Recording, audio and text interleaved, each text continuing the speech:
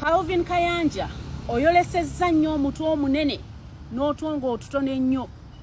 Omukyalo ono yavudde mu bulamu bw'ensi eno. Omwana ono Kayanja avuddeyo n'agamba nti omukyalo ono ekyamusse yabadde ajjamu lubuto.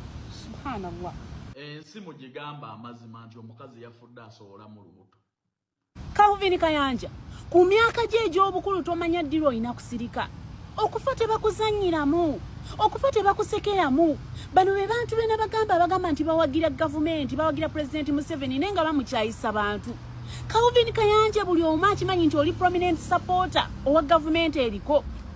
Naye bw'ovaayo ku ssaawa eno n'oyogera ebintu ng'ebyo by'oyogera, ebintu bye tuvumirira.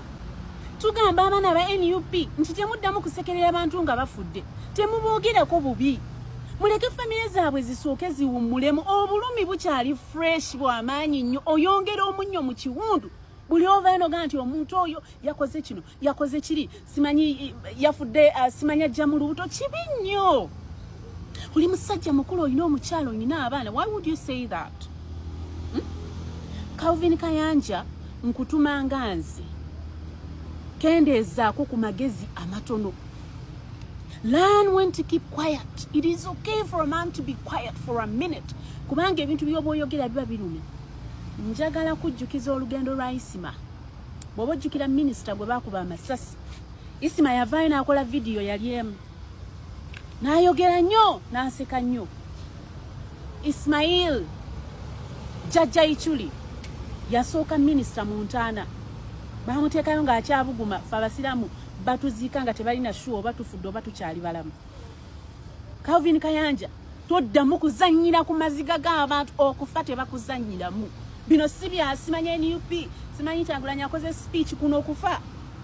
Abaana balina obulumi, abazadde balina obulumi, basupporters balina obulumi, ekyalo kirina obulumi, abalonda omukyalo ono balina obulumi, parliament namba erina obulumi.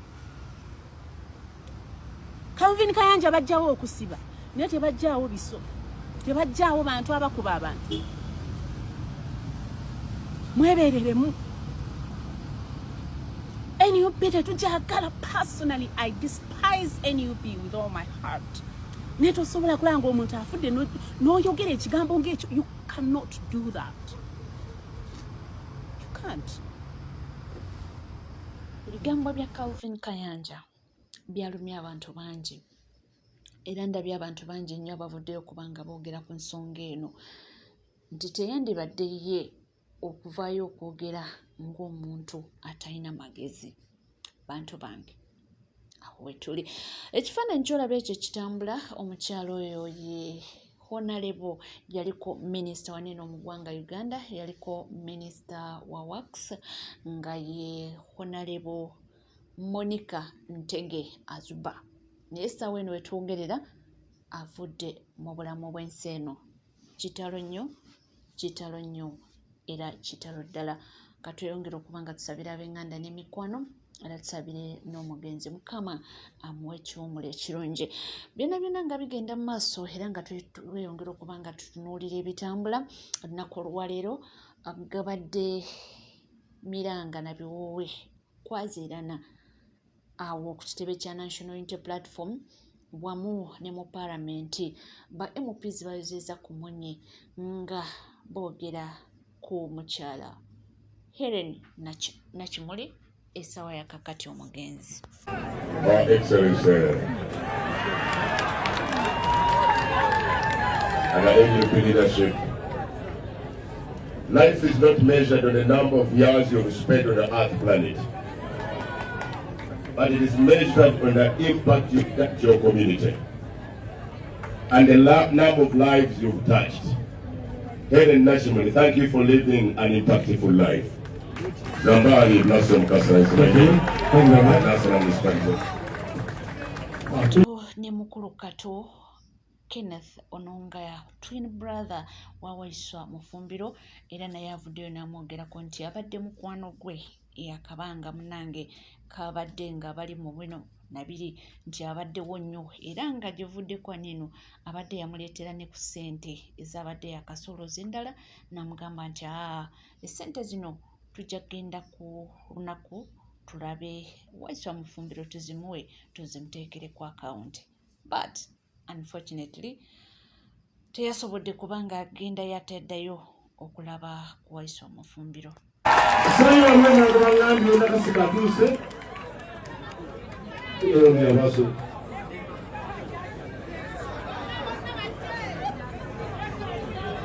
People power, our power, NUP, everywhere.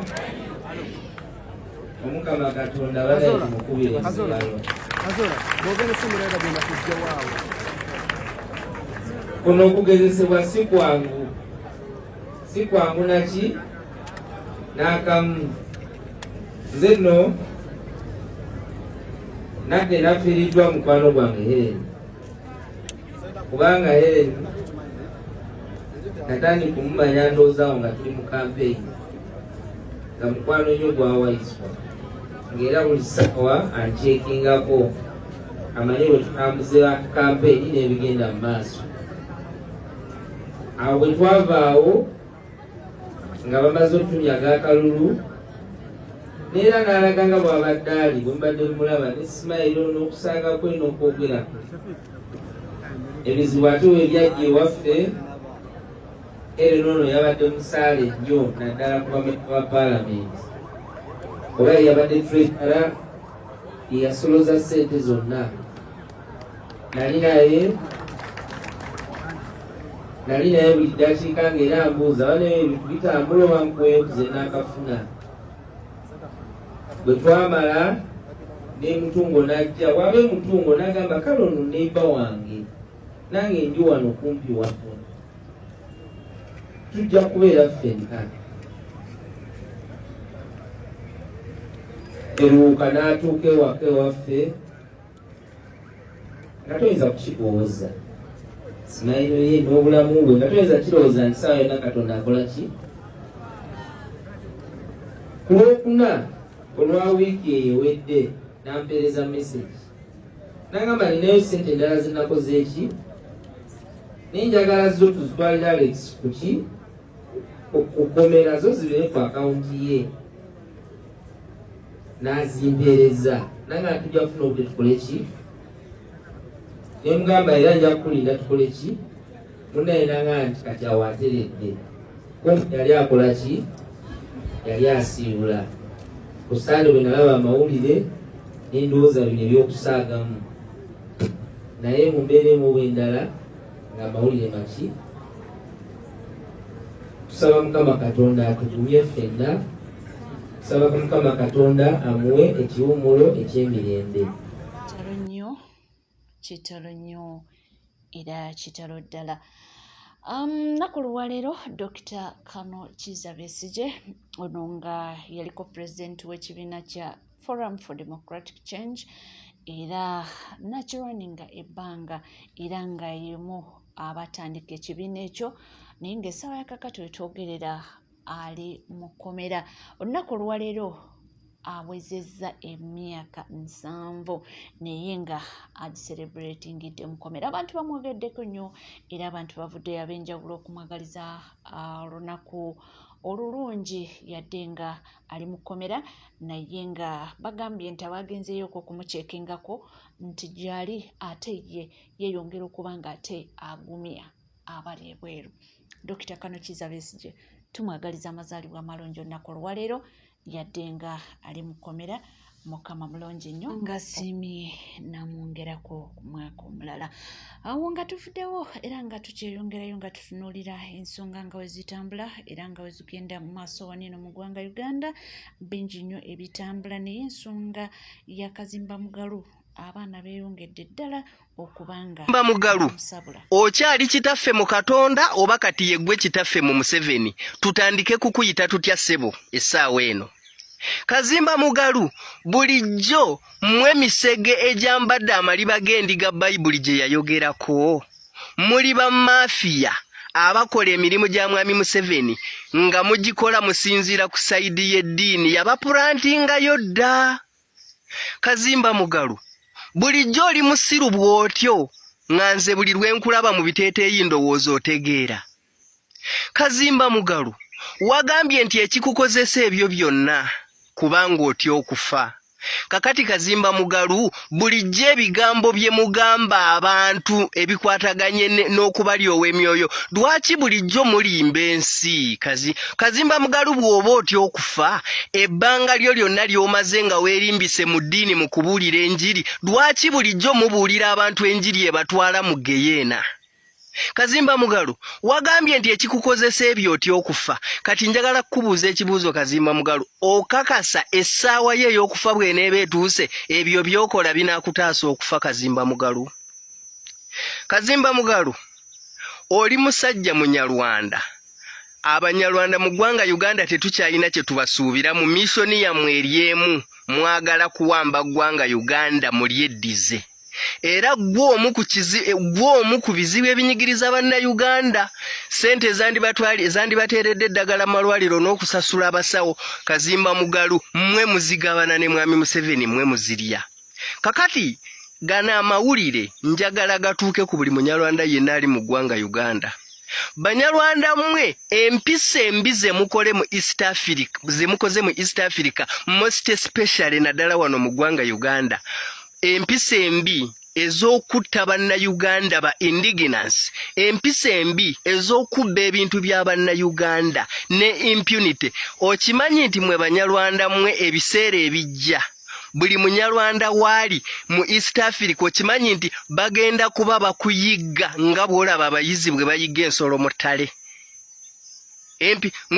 Kazimba Mugalu ne banyarwanda bannammwe ebintu byonna bye mukola ebiseera ebijja buli munyarwanda mu East Africa agenda kuba ayiggibwa nga bw'olaba abayizi bwe bayigga ensolo mu ttale mwe mudde ku bantu ba East Africa mutte mubakole bye mwagala naye nze mbalagudde bagenda kubayigga nga bw'olaba bwe bayigga ensolo mu ttale ebiseera ebijja kakati abantu era abanyarwanda mmwe mwasse omubaka wa Parliament gwe bayita Helen Nakimuli naye njagala kubagamba abantu mmwe abasse Helen Nakimuli temugende eyo ne mutoosinga amagirasi ga wayini nga mulowooza nti mmwe mwasse Helen Nakimuli fe abakkiriza mu Katonda omuntu yenna olumba olumujja mu bulamu bw'ensi Katonda bw'atyo bw'aba yamutegekera Katonda yalina obuyinza obutta Helen Nakimuli nga wa mwaka gumu Katonda yalina obuyinza obutta Helen Nakimuli nga wa myaka 10 oba 15 oba 20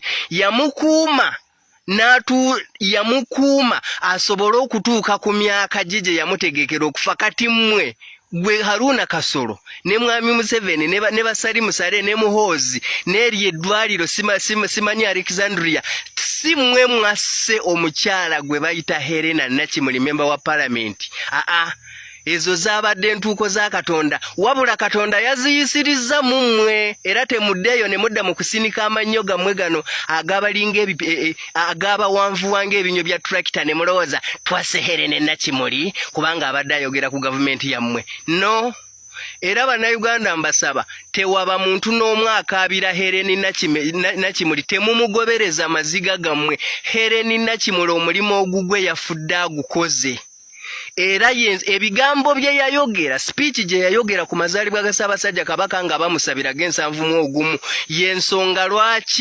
yensonga lwaki Kazimba Mugalu yavuddeyo ne yeeyambula kakati mumulaba atambula buswa tayina njawulo na balalu Helen Nakimuli omulimu ogugwe yafudde agukoze tetwagala muntu amukaabira n'ogu temumugobereza maziga gammwe mumuleka awummule mirembe nammwe mukole ogwammwe muwuliddemu abali mu kukaabira Helen Nakimuli byonna nga bigenda mu maaso nze nkugambye mbawo kubanga nga kutuusaako gonna nga wegatambula ebyasi mwabitegedde ebya JB Taylors ne Good Life Eddie kiki ekigenda mu maaso JB Taylors avuddeyo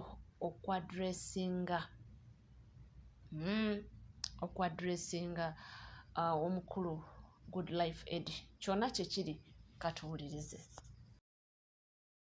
Olunaku lwa leero mpuliramuko bubi. I felt so bad and abantu bangi bampereza some video of a young man, very handsome young man saying some things alina byagamba n'abalala ababyogera naye ono njagadde muwe some attention because musajja munange.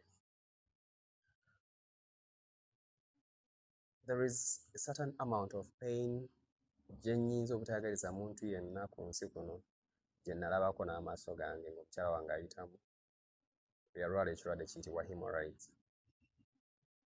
Hemorrhoids ezo zajja after birth ng'amaze okuzaala. That pain was terrible. That pain was too much. Nasaasaanya ssente, a lot of money from Victoria Hospital to Ruby's Hospital, over 50 million nezigenda. But I want to tell you, pain. I watched her go through all that pain. Just like I believe many other people are going through all that, the same pain of hemorrhoids. But I saw the fruits of the pain she went through. Nendaba bwe yafuna ekirowoozo ekigamba kantandikewo mamaazi. Nendaba bwe yafumiitiriza bakyala banne bye bayitamu biyinza n'okuba nga bisinga ebibye. Nendaba ng'atandikawo mamaazi. Out of that too much pain gye yayitamu. Nendaba kati pain eyo essanyu lyereeseewo. Ng'olwaleero y'omu ku bantu abasinga eddagala eriwonya hemorrhoids, pain eyo yamusindiikiriza. Nendaba ng'olwaleero abantu balwala ne bamala okuzaala ne bajja ku mamaazi, n'abatannazaala nga balina ennaku ku mitima nga balina ebizibu. So, you know, God works in different ways. You can imagine how the pain gave birth to the first recovery home in Uganda, one of its kind. N'aba nga yasobola okutandikawo awantu abakyala bwe bajja nga bava mu bulumi obw'ekitalo ne bafuna essanyu. I watched Phoebe enter Mama's recovery home. Nendaba Phoebe bwe yafulumye, in that yaze ne ku debate yaffe Mama Impress n'amulabira ku business nga tategedde nti yeye. Nendaba essanyu lyaleese mu bulamu bw'abakyala. Mbalaba abaklayant ba Mama's abayingirawo awo. Nendaba abakyala abazze nga bakuba amasimu ku Mama's nga bafuna eddagala lya hemorrhoids ne bavaawo nga basanyufu because one person appreciated pain and did something to solve the pain causer. Oh, I celebrate you, my dear wife. And actually, oba olinayo omuntu ng'alina hemorrhoids nga zimusumbwa nga zimuluma, please yita ku namba ya 0755 79 95 55 oba muleete ku Mama's afune the best services, afune recovery esinga, because hemorrhoids ziri treatable. So I just pray that one day God makes you go through some pain that will give birth to a very tangible thing, to a very big testimony. And we have tested it, Museno. When the pain is at its highest, that is when the best results are seen next. That's when beautiful children are born. Now I look at my little Marcus and I'm like, wow. That is when the purest gold is formed, when that fire is at its most. So some days you'll go through that pain, but expect greatness, expect testimonies. May the Lord see you through. May the Lord give you tangible miracles. Kirabweko n'abantu n'amaaso g'abantu. Tuvuddewo mutange ku mutala kuno kuliko ebintu bingi era entalo nnyingi. Olutalo lwa Ziza Bafana ne Eddie Kenzo. Ndabyeko mwana mulenzi amanyikiddwa nga Fiki Gaza avuddeyo. N'akakasa Ziza Bafana n'amugamba nti tajja kukkiriza okubanga avoola Edrisa Msuuza aka Eddie Kenzo, kubanga ye agambye nti ffe ku Eddie Kenzo kwe tulya. Nti munnange ku Eddie Kenzo kwe balya kamere kaabwe bakajjaawo. So mbu tebajja kuleka omuntu omu ate aveeyo azivoola ono. Jjukira ebintu bino waliwo n'akatambi akalala ke nalabye nga bagamba nti ono Ziza Bafana mu kwogera ennyo yayingirira ne mukyala Rema Namakula eyali talina kyabimanyi ate yava dda ewa Eddie Kenzo. No matter what yandibadde nga kyali wa Eddie Kenzo talina we yandibadde ayingirira mu bintu bino. Kyeva olaba Lulini mukulu bamugambako yali ayingirira Minisita Fiona Nyamutoro, bamugamba nti nedda tekisaanidde. Kakati ndabye Fiki Gaza ng'agamba nti tebajja kukkiriza era nti talina lukusa, talina buyinza obulumba Eddie Kenzo ne basirika.